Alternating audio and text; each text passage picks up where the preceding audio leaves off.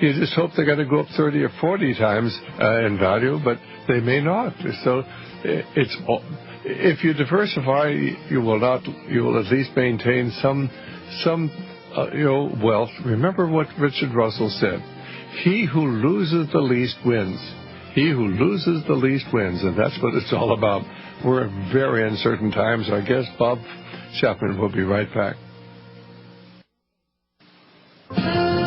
Well, this is Dr. Stan. Of course, Bob is just talking about the corruption. Apparently, the mayor of Sacramento had gotten an $800,000 grant from the government and used most of it for his own purposes. It was picked up by the special investigating attorney general at the federal level. And instead then of going after the mayor of Sacramento, they went after the attorney general, the inspector general. He was asked to resign. Let's go quickly to Travis from Ohio. Travis, we're out of time, but do you have a quick question for us? That's Travis calling from Ohio. Go ahead. We're better than, say, a Swiss Treasury. I'm from Canton, Ohio. And I just kind of wondered about what Switzerland's economic situation is looking like. Well, in fact, Bob is now no longer recommending Switzerland. He's recommending Canadian bonds. Why don't we reply to Travis why you shifted from Swiss bonds to Canadian bonds? Well, the Swiss government said that they were going to continue to try to cheapen their currency so they could remain competitive. They've never done that before. And secondly, they have been in the corporate bond market, in their own market, buying corporate bonds, monetizing them. And I don't think that's something that I want to get involved in if I'm going to have a currency. Otherwise, the country is doing relatively well, considering what the rest of Europe has done. But their decisions, I don't think, are good ones. And so with that in mind, in the higher yield that's available in Canada, I think that the appreciation prospects for the Canadian dollar versus the U.S. dollar are every bit as good, if not a little bit better, than the Swiss ones are presently. And, I can change my mind again on that, too, depending upon what the Swiss do. And so that's an alternative only for people who have to have some money in the equivalent of cash. I think, Travis, we're living in very uncertain times, and it's a matter of trying to survival and remembering that who loses the least wins. God bless. Thanks very much for calling, and we're out of time. And what will happen to corporations? Well, we have a question here, but I don't know what...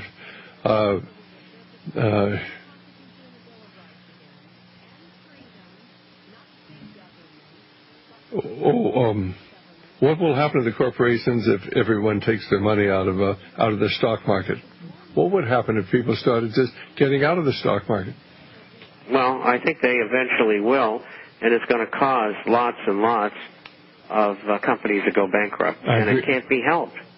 I know most people are going to lose most of what they have who are in stocks, but as well as in bonds, because, of course, the laws governing bankruptcy no longer apply. They've been repealed by the Obama administration. Bob, we're out of time. We'll talk again this evening. God bless, and thanks so much. Bye-bye. And, of course, I need to remind you the views that are expressed here are not necessarily those of the owners, management, staff, sponsors, or supporters of the station you're listening to.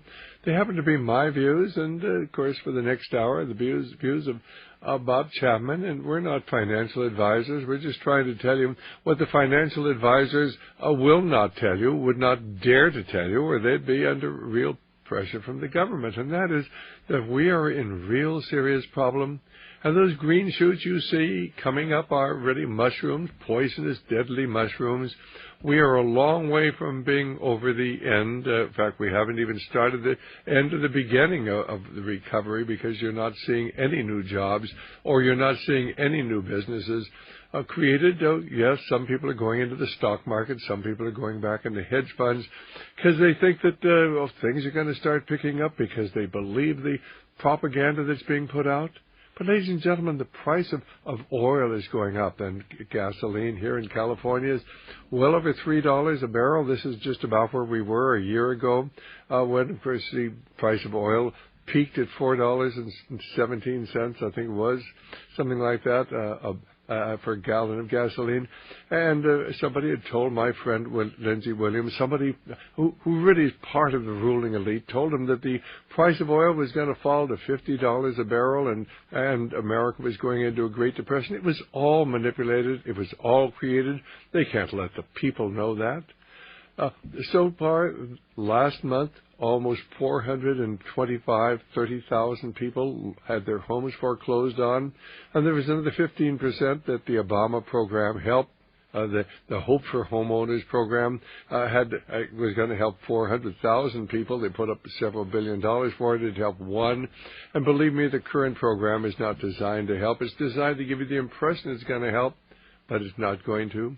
And more people are going to lose their jobs. And with the rising price of fuel, you're going to see the airline industry beginning to lose more and more money, and the trucking industry losing more and more money.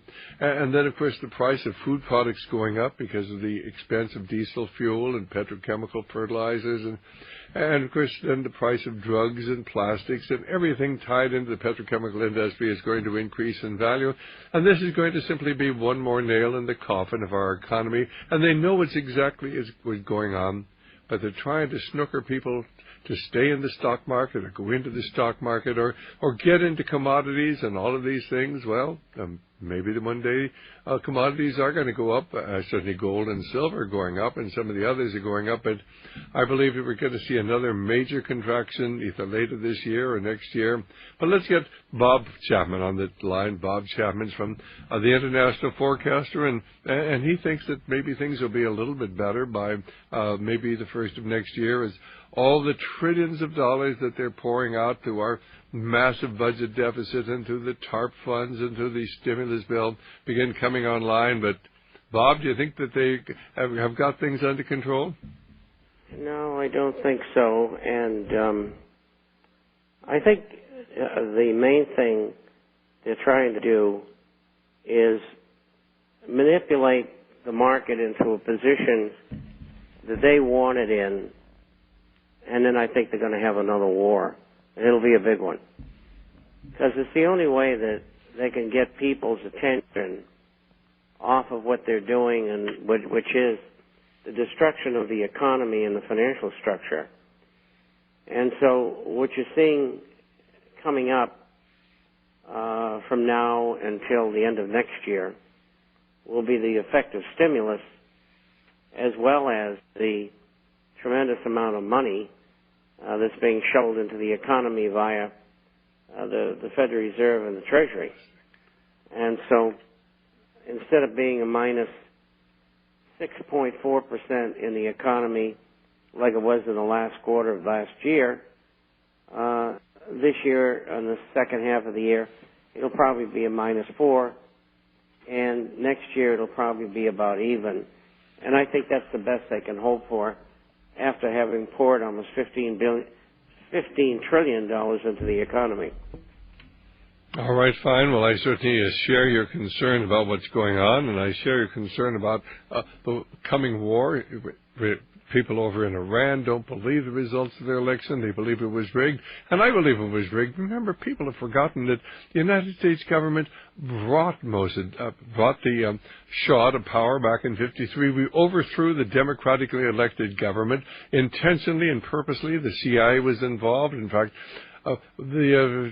Colonel Schwarzenegger, not Schwarzenegger, but the father of the general who fought in the first Gulf War, was actually involved with that, overthrowing the democratically elected government for the CIA. And then we overthrew the Shah back in '79, and we brought the current radical government to power. And this election, I believe, was rigged. Of course, we're saying, oh, it was a wonderful democratic election. The people of Iran don't believe any of that. They believe that this election was rigged, and it sure looks to me like it was rigged to keep up the tension between Iran and Israel in preparation for some sort of a strike by Israel on Iran, and heaven help us when that occurs. Well, I think that's going to be the event that they're planning in order to get away with what they're getting away with. And in that process, they will have people in a position economically and financially that will be desperate. for lack of a better term. And then they expect to put in a world government and a world currency. And if they get away with that, you can kiss your life goodbye because you're going to be a slave. And that's what they have planned for you, is slavery. And there'll be all sorts of changes that you're not going to like very much if you survive. And so that's where this is headed. From a financial viewpoint, they'll continue to inflate until they reach the point that they want to, and then they'll pull the plug on the economy. How long? Nobody knows.